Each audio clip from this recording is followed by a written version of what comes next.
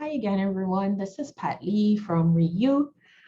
Thank you for joining me for myth number 5 out of our 5 myths and truths about journaling. And I hope you've been finding this little series really useful, interesting, valuable in some way for yourself, or information that you can pass on to others, about some of the benefits of really engaging in a practice that helps you create space for yourself. Today, I am focusing on myth number 5. So myth number 5 is about to be right.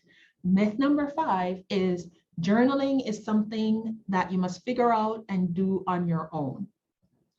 Does that sound familiar? Okay, let's unpack that. So journaling is an extremely private activity, and it should be.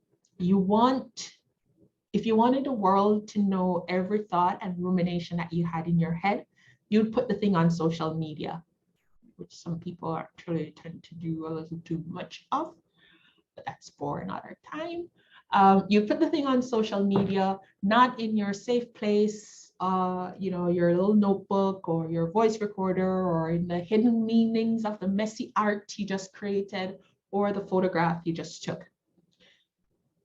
Privacy is safety. When we have doubts, frustrations, unpleasant feelings, and feelings that we don't even know what those feelings are, like we don't know what's going on, but we know that something is going on. We need the room to lay them out and take a step back from them. And we have to do that without fear of judgment and reprisal. And this is why that private exercise of being able to do these things in solitude and privately is so important. So we've become very accustomed to seeing journaling as something we do by ourselves. And that's okay. The flip side is that we've also come to believe that this is something we need to figure out by ourselves, right? A few of the persons, there's a little bit of a story here, but a few of the persons that I've trained in journaling landing with me purely out of frustration. They were advised to take up journaling for its mental wellness benefits.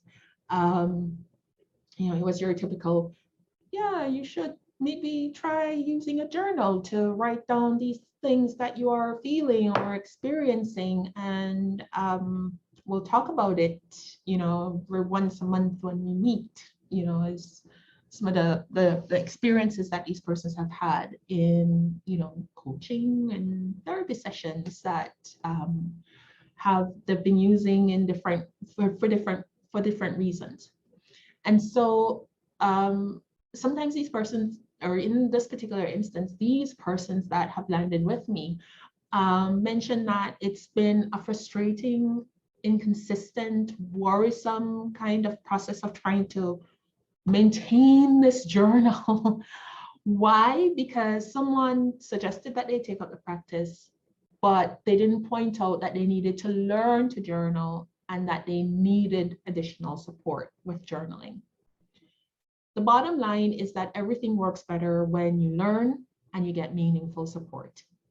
Journaling workshops, journaling communities, journaling retreats, and journaling sessions help you get the most out of a journaling practice. And these are places where you can get meaningful community support. So the way to think about it, or the way that I like to break it down, is learning means you will understand what the tool is and how to use the tool effectively. Support means that you will build consistency, right? Learning and support together means you will not be bored. You will actually enjoy the thing that you are doing.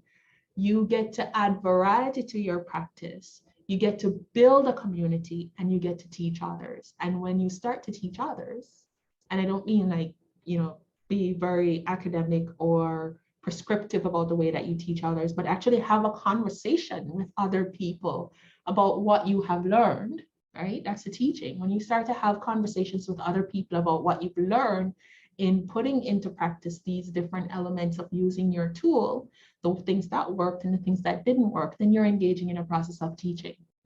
So when you enter into that framework of learning and support, and you put the two together, that's what you're actually getting out of it. And that's when you know that you're working with a practice that actually sticks and has a meaningful effect on your life, on your wellness, on your well-being, and also the way that you interact with others.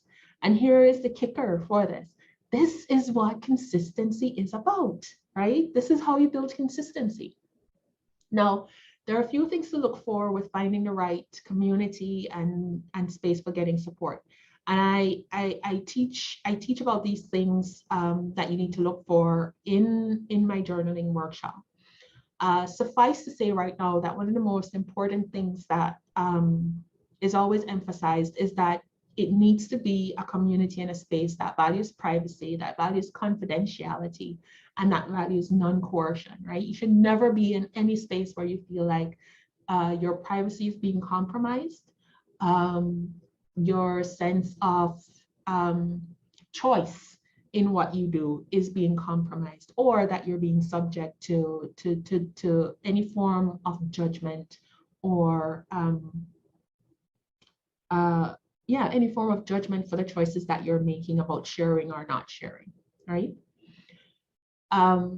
So, and the space should also give you room to learn, practice, and build a community of your own. And this is exactly what the ReU community was designed to do. In the ReU community, we actually go a step further in making sure that we actually bring our values of humanization and safe and brave space into the mix. So when you do a course or workshop with me, you automatically get access to the secure online community that we call the ReU community for the duration of your program. Well, that is the end of my mini-series on 5 journaling myths and their truths. Even if you choose not to join me for a workshop at this time, I really appreciate you watching, and I hope you learned something that you can add to your own practice or share with others. Well, good.